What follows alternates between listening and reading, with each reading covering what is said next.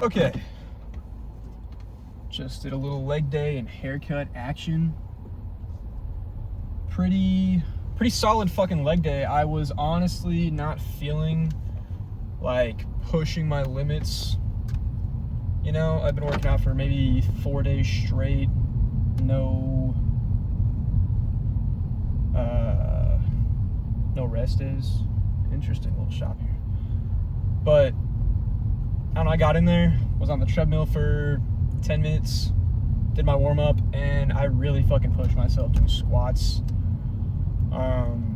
So I fractured a vertebrae when I was younger, and for the first 2 years of lifting, I was unable to do any heavy pressing, any heavy leg pressing at all, without like severely fucking up my low back. So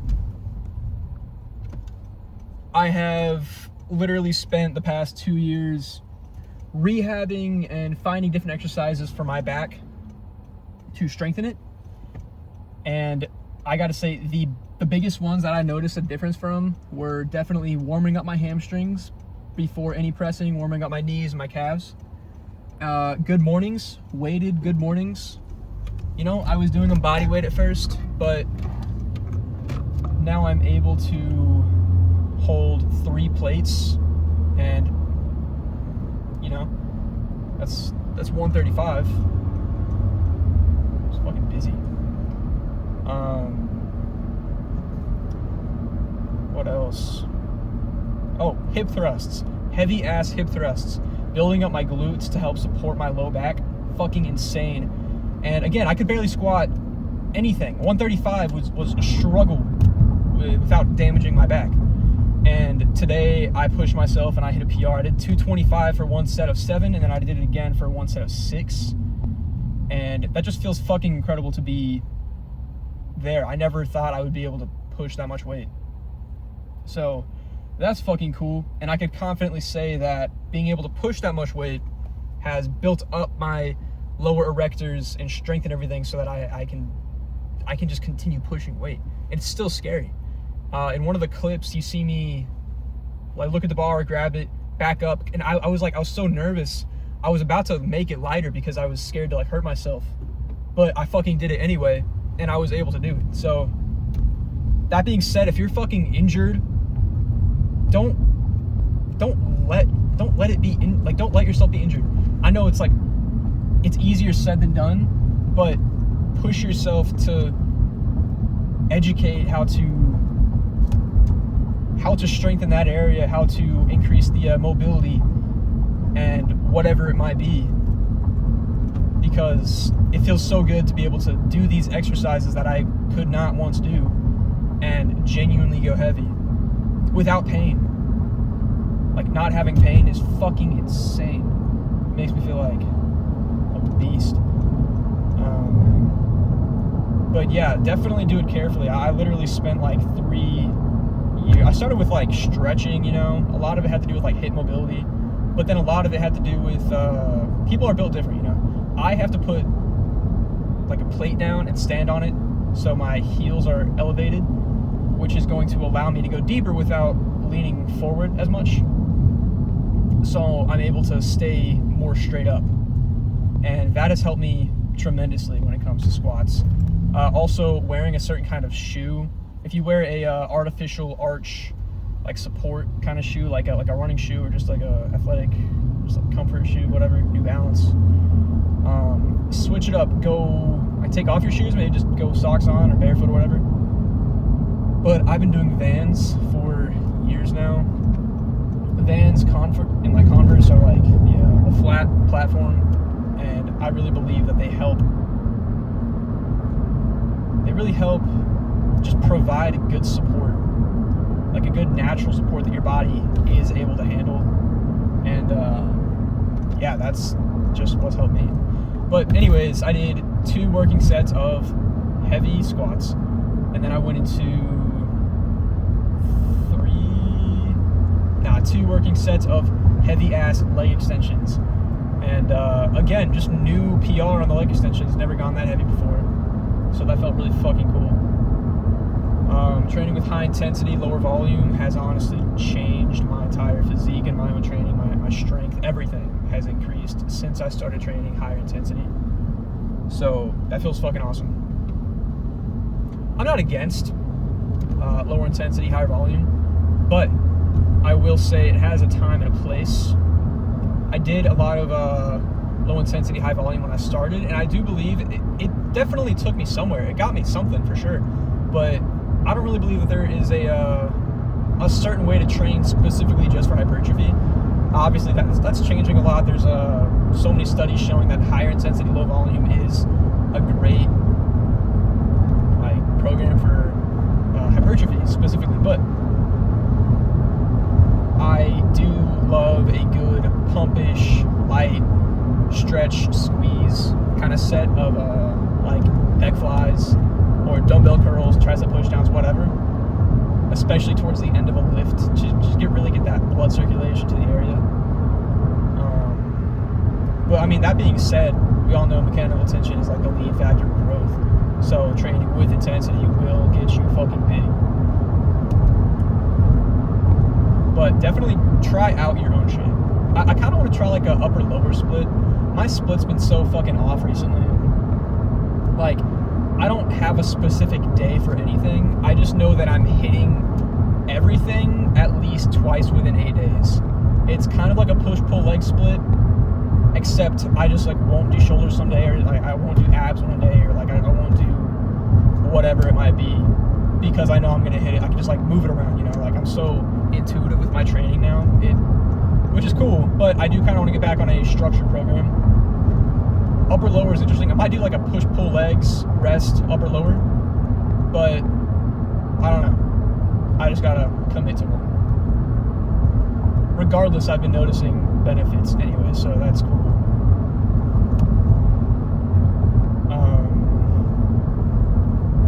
Let me know what you guys think of my haircut. I like it. It's comfortable. Having shorter hair is nice, especially when it's getting hotter outside. Plus, there's gonna be a more clean look in general, which is nice.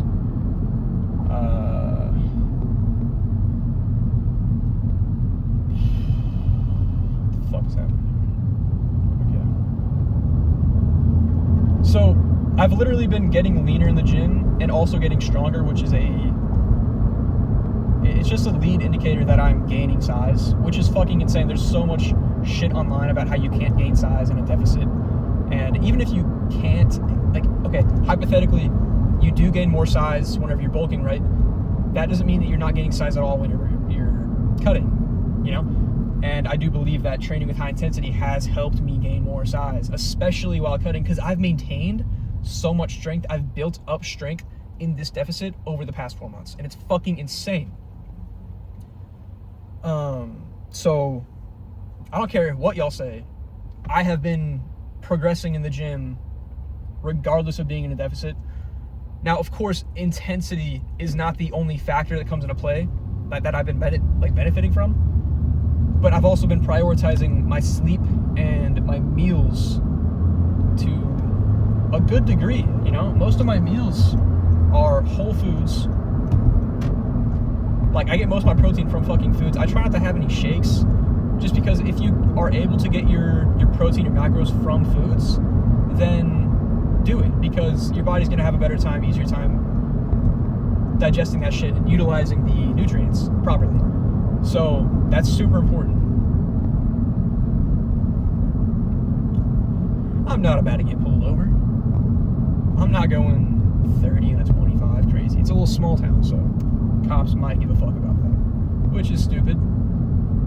But anyways, there's a world of its own when it comes to bodybuilding specifically, as in hydration, nutrition, recovery, training, carb timing, sodium potassium ratio, fasted cardio, which fasted cardio is not some fucking secret special code to fat loss. It's just something you can incorporate occasionally. But I guess more importantly, I would say post-meal walks to help increase digestive health. Because I've noticed if I eat a big ass meal and then I just lay there, I feel pretty bad, pretty full for quite a while. But if I go on a walk afterwards, I feel pretty light and able to move around pretty fucking soon, 10, 15 minutes after. So that's pretty cool. I'd recommend going on walks. Honestly, getting steps in general is probably more the closest thing to a cheat code when it comes to body composition.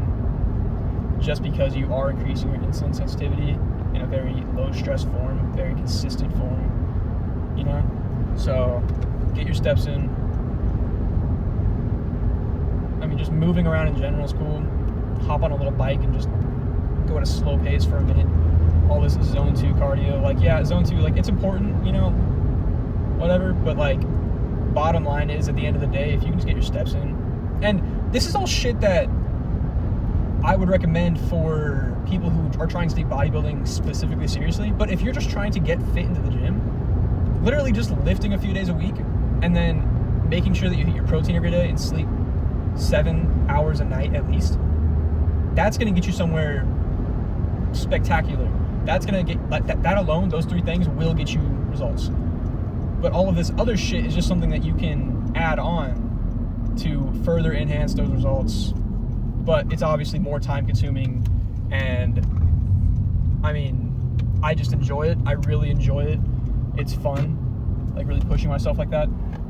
And plus the more I push myself, the more I learn, and then that's just knowledge I can share with you guys or with my clients or anything. Because like, this shit is not easy to come by, you know? I've been lifting for 5 years, 6 years, whatever. Not lifting for 6 years. I've been lifting for 5 years, roughly. I've been lifting seriously for 2.5. But I started getting into fitness itself 6 years ago. And there's just so much misinformation online. There's so much shit that people are talking about that's important. That is absolutely not important at all. So, yeah, again, the only way to learn this shit is through trial and error, to practice it yourself. So, you can watch my videos, you can take time out of your day to watch your own videos and educate yourself, but experience is the real only way that you're truly going to learn something. Because after months of tracking macros and prioritizing sleep in different ways, it's like second nature. I can't even explain it. It feels so cool. You know, I feel like I've just every 4 months or so just increased my level. I finished my cut last August, I believe, and you know, I looked fit, I looked lean, but the diet fatigue was fucking insane. And I've approached this cut differently, and the diet fatigue is like nowhere fucking near what it was, simply because I've been increasing my step count per day. And like, I look better, I look leaner than when I finished my last cut because of the amount of size. I've changed my training, and there was a 3-month bulking period where I did eat too much. I gained probably 1.7 pounds per week, which on average is like, that's too much. I did get fatter, but yeah, this cut has just gone so much more phenomenally. And it's about being 0.1% better every day. That's my mindset towards it. If there's something that you can do that'll increase your progress and benefit you 0.1% more, I'm gonna fucking do it. Because all of that shit stacked on top of each other over time, over a period of time, will add up to something incredible. And the progress I've made in the past 3 months is a fucking fact about that. So yeah, definitely take time out of your day, educate yourself if you want to take it seriously, or just watch my videos and fucking copy me. You know, that's another way to do it, is just fucking copy someone, dude. Like, if you want to get in the gym, it's hard to do it at first, because you know it has something to do with working out, something to do with training, and that's really it. It's a whole world of its own. But literally just looking up a little workout split and following it exactly, like that alone, you will learn if you like it or not. And if you like some of it but you don't like other parts of it, then you can take the parts that you don't like and substitute them out with other workouts you find online, whatever. Like, the bottom line is that eventually you will figure out this shit on your own. So that is my little talk for the day. I'm gonna go get a fucking meal in me, and talk to you guys later.